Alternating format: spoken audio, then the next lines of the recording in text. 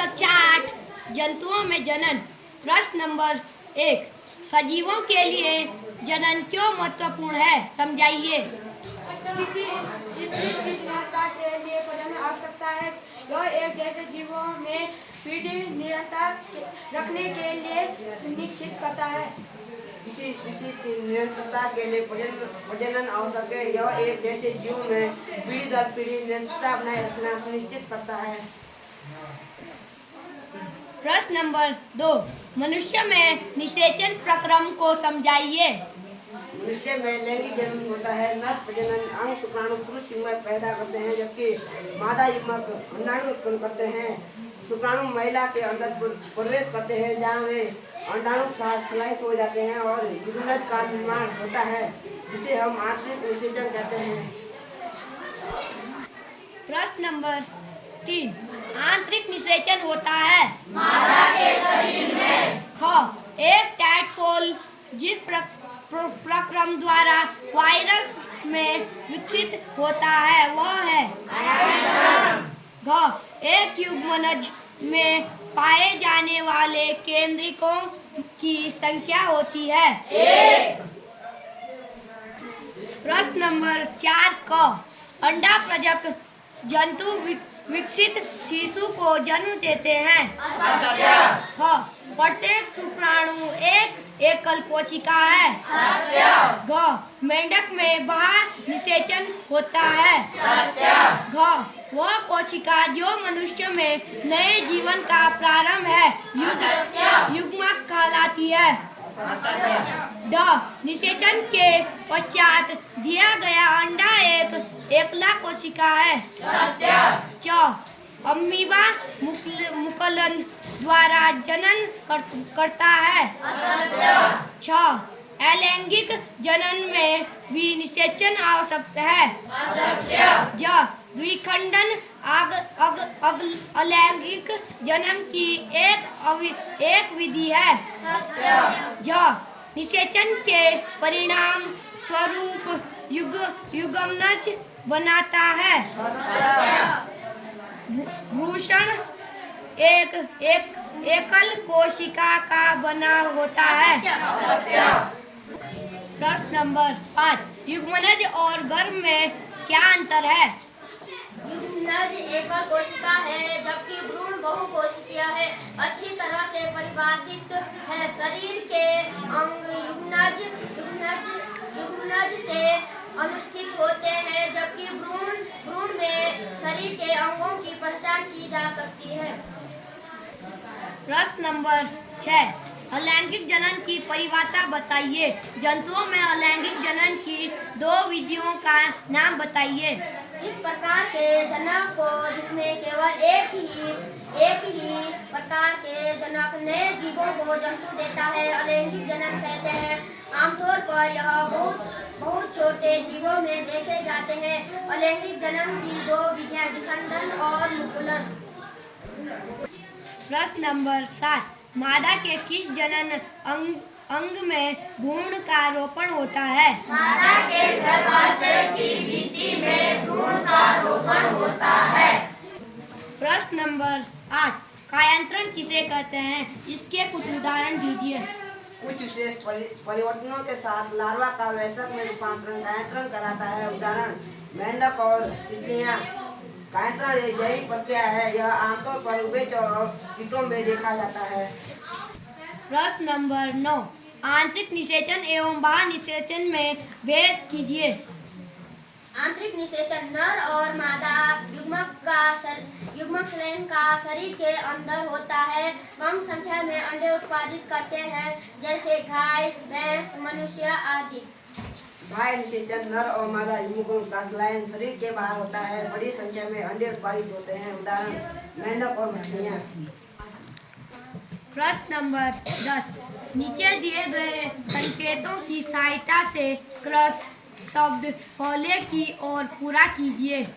Number 1, यहाँ अंडाशय उत्पादित होता है। 2, वृषण में उत्पादित होता है। 3, हाइड्रा का अलैंगिक जनन है। 4, यह मादा युग्मक है। अंडाणु। 5 नर और मादा युग्मक का मिलन। निषेचन। 6 एक अंडा प्रजक जंतु।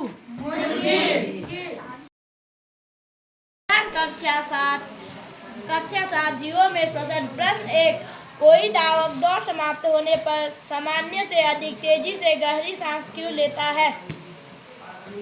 जब धावक दौड़ में भाग लेता है तो उसके शरीर को अधिक ऊर्जा की आवश्यकता होती है। अधिक ऊर्जा के लिए हमारी कोशिकाओं में अधिक ऑक्सीजन की आवश्यकता होती है। अधिक ऊर्जा प्राप्त करने के लिए धावक तेजी से सांस लेता है और ऑक्सीजन की अधिक मात्रा से भोजन के टूटने की गति को तेज करता है और हमारे शरीर को अधिक ऊर्जा प्राप्त होती है। प्रश्न नंबर 2 वायवीय और अवायवीय श्वसन के बीच समानताएं और अंतर बताइए। अवायवीय और अवायवीय समानताएं दोनों से ऊर्जा प्राप्त होती है।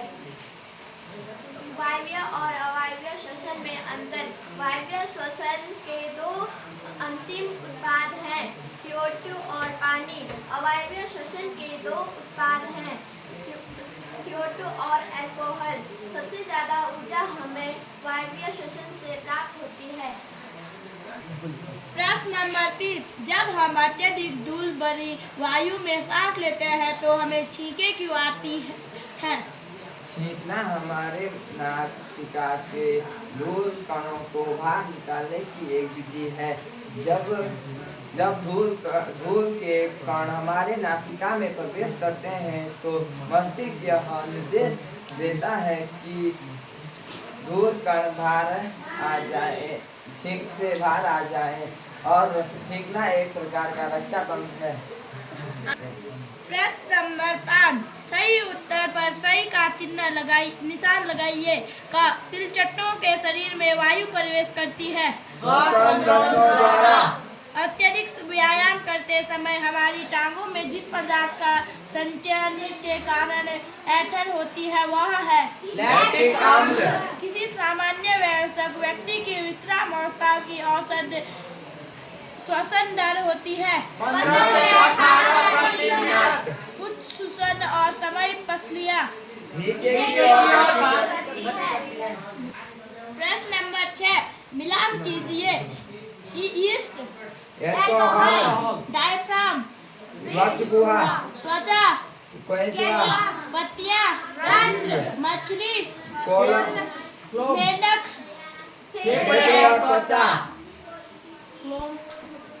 प्रश्न नंबर 7 बताइए कि निम्नलिखित वक्तव्य सत्य है अथवा असत्य। का अत्यधिक व्यायाम करते समय व्यक्ति की श्वसन दर धीमी हो जाती है? असत्य। हाँ, पादपों में प्रकाश संश्लेषण केवल दिन में जबकि श्वसन केवल रात्रि में होता है? असत्य। मेंढक अपनी त्वचा में अतिरिक्त अपने फेफड़ों में भी श्वसन करते हैं? सत्य। मछलियों में श्वसन के लिए फेफड़े होते हैं? असत्य। अंतः श्वसन में समय वक्ष गुहा का आयतन बढ़ जाता है? सत्य।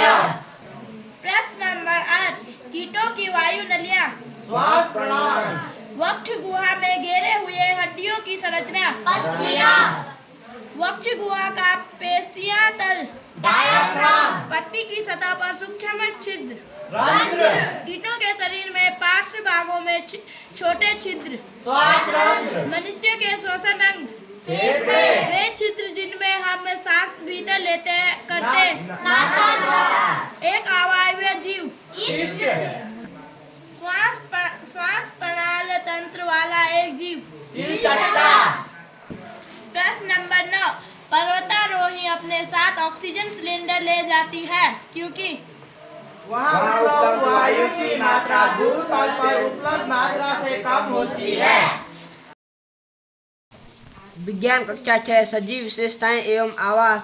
प्रश्न नंबर 1 आवास किसे कहते हैं? जिस स्थान पर रहने वाले जीव जंतुओं को आवास कहते हैं। प्रश्न नंबर 2 कैक्टस किसी स्थान पर रहने वाले जीव जंतुओं को आवास कहते हैं। जैसे जीव जंतु जल, वायु तथा पेड़ पौधे पर निर्भर रहते हैं।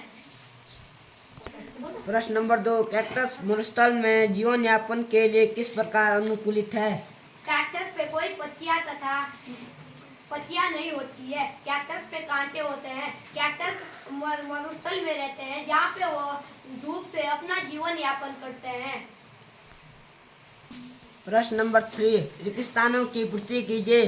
पौधे एवं जंतुओं में पाए जाने वाले विशिष्ट लक्षण जो उन्हें आवास विशेष में रहने योग्य बनाते हैं कहलाते हैं। अनुकूलन। स्थल पर पाए जाने वाले पौधे एवं जंतुओं के आवास को आवास कहते हैं। स्थलीय आवास। वे आवास जिनमें जल में रहने वाले पौधे एवं जंतु रहते हैं आवास कहलाते हैं। जलीय आवास। मृदा, जल एवं वायु किस आवास के घटक है? अजैविक। हमारे परिवेश में होने वाले परिवर्तन जिनके प्रति हम अनुक्रिया करते हैं कहलाते हैं। चिपन। प्रश्न नंबर 4, निम्नलिखित सूची में कौन सी निर्जीव वस्तुएं हैं? हल, छत्रक, सिलाई मशीन, रेडियो, नाव, जलकुंभी, केंचुआ। हल, छत्र, सिलाई मशीन, रेडियो नाव। प्रश्न नंबर 5, किसी ऐसी निर्जीव वस्तु का उदाहरण दीजिए जिसमें सजीवों के 2 लक्षण दिखाई देते हैं। जो सजीवों के लक्षण दिखाई देते हैं वो सिलाई मशीन तथा बस में दिखाई देते हैं। जो सिलाई मशीन होती है वो नीचे ऊपर अपनी गति करती है और जो बस होती है वो एक स्थान से दूसरे स्थान तक जाती है और यह ऊर्जा ग्रहण करते हैं। प्रश्न नंबर 6, निम्न में से कौन सी निर्जीव वस्तुएं किसी समय सजीव का अंश थी? मक्खन, चमड़ा, मृदा, ऊन, बिजली का बल्ब, खाद, तेल, नमक, सेब, रबड़। मक्खन है जो मनुष्य से मिलकर बना है जैसे गाय भैंस। और चमड़ा है जो जीव जंतुओं से निकाल कर बनाया गया है। प्रश्न नंबर 7, सजीवों के विशिष्ट लक्षण सूचीबद्ध कीजिए। सजीव को भोजन की आवश्यकता होती है। सजीव को एक हवा की आवश्यकता होती है। सजीव को चलने